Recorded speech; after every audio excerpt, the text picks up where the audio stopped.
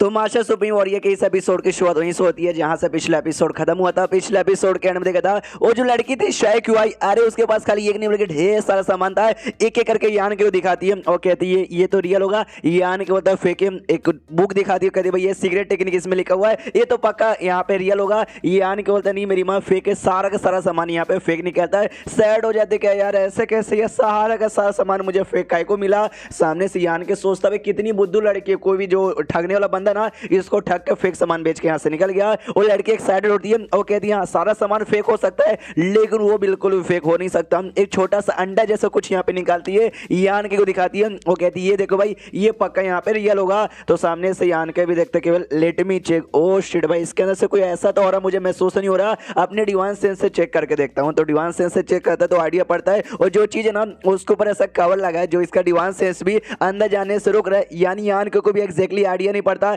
ये क्या है, इसलिए नहीं बता सकते कि रियल या फेक है। सामने से पूछता मेरी माँ ये है क्या, वो सामने से बताती भाई एक बीस्ट का अंडा है। यानी कि बीस्ट का अंडा, कौन से बीस्ट का अंडा, तुझे कैसे मालूम। जो सुंदर ये कहती है केवल आई डोंट नो, बस मुझे मालूम है यार, मुझे बस आई डोंट नो, बस ऐसे अंदर से फीलिंग आती है ये जो कुछ ना बड़ा स्ट्रॉन्ग है इसलिए भाई ये बीस्ट का अंडा मुझे लग रहा है। अब कौन सा बीस्ट का अंडा है वो मुझे भी नहीं मालूम। यान के सामने से कहते क्यों तेरे पास कोई सीक्रेट टेक्निक क्या जिससे तुझे आइडिया पड़ता कि अभी अंडा वाकई में काफी स्ट्रॉन्ग है। ये कहती यस, और जो लड़का था भाई जो मुझसे मैप लेना चाहता था, मैप के साथ ना ये अंडा भी मुझसे लेना चाहता था, लेकिन मुझे मालूम है अंडा बड़ा कमाल का है इसलिए उसके साथ फाइट करी थी। कुछ भी हो जाए मैं ले जाने बिल्कुल भी नहीं दूंगा, मतलब नहीं दूंगी। जो सुंदर यान के भी कहता चलो गुड, तो आराम से इस अंडे को अपने पास ही रखना। यार मुझे तुमसे एक सवाल यहाँ पे पूछना है, हेवन डेवरिंग बैटल हो ये जो सीक्रेट आर्ट है तुम्हें इसके बारे में आइडिया है। जो सुंदर सामने सो भी कहती है ऑफ कोर्स मुझे इसके बारे में आइडिया है, बहुत सारे बंदों को बहुत भी आइडिया है क्योंकि हेवन डेवरिंग जो ग्रेट एम्पायर यहाँ पर थे जो कि टॉप 10 ग्रेट एम्पायर में से आते थे, ये उनका सीक्रेट टेक्निक है और अपने टाइम पर यार बहुत ही ज्यादा यहाँ पे स्ट्रॉन्ग थे,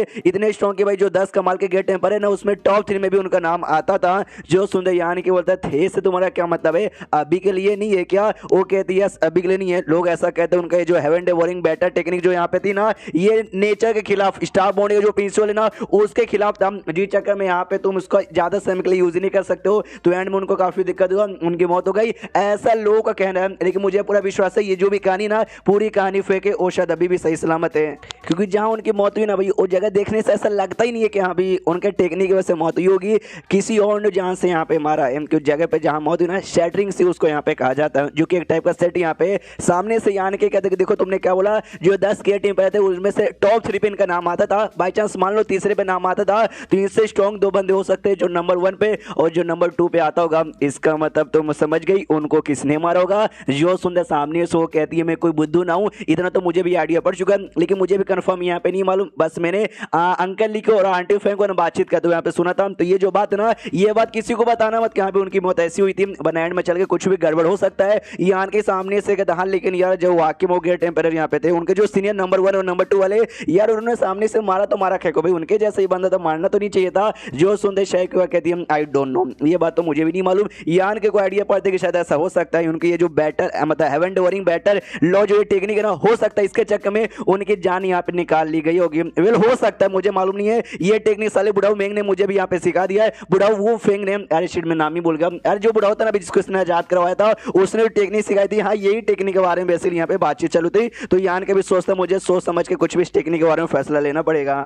उसके बाद शेख कम्युनिकेशन मोती नाम का एक मोती निकाल के यान के को देती है और कहते हैं कि बोले कम्युनिकेशन मोती से ना तुम्हें अभी मेरे साथ बातचीत यहाँ पे करने को ना कर सकती हो, मतलब कर सकते हो। यान के नोटिस करता वो शिट भाई ये जो है ना आर्टिफैक्ट भाई ये मोती और ये किंग रेड का हाई रैंक आर्टिफैक्ट, यार इसके पास तो बहुत सारे आइटम है। हालांकि जो लड़के ना भोली बालू एकदम मासूम सी है, कोई बुद्धू बना सकता है, लेकिन एक बात तो मालूम चल गया भाई कोई छोटी मोटी फैमिली छोटे मोटे सेट्स यहाँ पे नहीं होगी, बहुत ही बड़ी फैमिली है तो बड़ी सेट के साथ यहाँ पर होगी। और अभी के लिए शायद इसका जो भी पोटेंशियल है ना पूरा पोटेंशियल मैं देख नहीं रहा हूँ, हो सकता है आगे चल के इसका पूरा पोटेंशियल भी मुझे देखने को यहाँ पे मिल जाए। काफी दिन यहाँ पे गुजर जाता है, जिस घर में रह रहा था ना वो घर के आसपास बैरियर यहाँ पे लगा देते ताकि आलतू फालतू बंदे आके मुझे नुकसान यहाँ पे ना पहुंचाए। फिर जो स्मॉल वर्ल्ड यहाँ पे था ना स्मॉल वर्ल्ड में चेक करने जाते कि भाई उसमें क्या चेंजेस आए, तो वहां पे जो इसने जो जड़ी बूटी वाला गार्डन बना था ना उस गार्डन में जाता है जहाँ देखते हैं ढेर सारी जड़ी बूटी का जो विकास है काफी अच्छे से हो चुका है। यानी ये सारी जड़ी बूटी से मैं एल्केमिस्ट के यहाँ पे प्रैक्टिस कर सकता हूँ। एल्केमिस्ट की प्रैक्टिस करते करते अगर मैं ऑजिंग किंग रेड से डाउ सोर्स ग्रेड के एल्केमिस्ट यहाँ पे बन जाऊंगा तो मुझे फायदा होगा और मैं खुद भी डाउ सोर्स में यहाँ पे चल जाऊंगा, तब तो बल्ले बल्ले बल्ले बल्ले हो जाएगा और मजा आ जाएगा।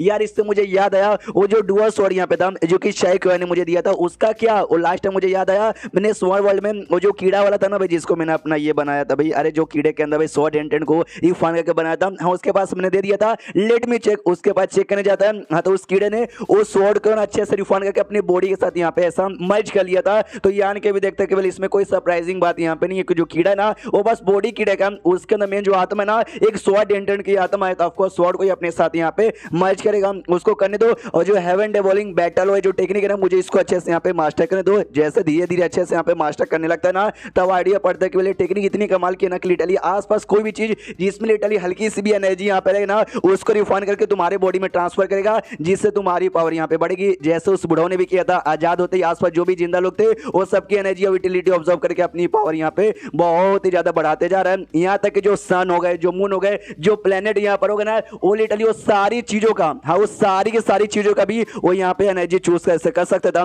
तो जो मैंने हेवन डेवोरिंग गेट एम्पायर यहाँ पे था ना, उसने भी ऐसा करने की कोशिश की थी। तो इसलिए हो सकता है जो बाकी सारे एम्पायर लोग नाराज हो गए, उसको जान से मारने की कोशिश उन्होंने की थी। ऑफ कोर्स भाई तुमने कोई ऐसा कमाल का टेकन बना लिया, दूसरे चीजों को तुम एनर्जी जबरदस्ती चूसोगे, कोई भी यहाँ पे नाराज हो जाएगा। लेकिन एक बात मानना पड़ेगा, ये जो ग्रेट एम्पायर था ना भाई हेवन डेवोरिंग वाला, बड़ा टैलेंटेड तो मानना पड़ेगा। कोई एरा ग्रह न तो केरा बंदा ऐसा टेक्निक नहीं बना सकता, क्योंकि तुम ही देख लो भाई आसपास की चीजें तुम अगर अपनी बॉडी में ऑब्जर्व यहाँ पे करोगे, तुम्हारा पावर इंक्रीज होगा। लेकिन तुम्हारा उतना औकात होना चाहिए कि तुम उस पावर को संभाल यहाँ पे पाओ। बंदे के पास अगर औकात यहाँ पे ना रहा, उसकी बॉडी यहाँ पे ब्लास्ट हो जाएगी। लेकिन उसने टेक्निक बनाया, उससे उसने खुद को पावरफुल किया, यानी वो टैलेंटेड यहाँ पे था। हाँ लेकिन इससे थोड़ा सा ना ईविल नेचर बंदों का समझ आता है। तुम आसपास की चीजों का परवाह यहाँ पे नहीं करते, उसकी जबरदस्ती एनर्जी लोगे। तुम कोई अच्छे बंदे यहाँ पे नहीं कहलाओगे, ईविल कहलाओगे, जिस चक्कर में वो बंदा भी ईविल कराएगा। फॉर एग्जाम्पल के लिए ये वूमेंग नाम का बुढ़ा जिसको मैंने आजाद यहाँ पे किया था, उसने लिटरली आसपास के सारे बंदों की जान निकाली थी। अरे उसके जो खुद के बंदे थे उसने अपनी जान यहाँ पे निकाली थी, जिससे यही साबित होता है वो बंदा भी कोई अच्छा दूध के दूल्हा नहीं, बल्कि काफी ईविल नेचर का यहाँ पर है। तो मुझे ये टेक्निक सीख के मुझे भी ईविल नेचर का उठ के जैसा यहाँ पे बनना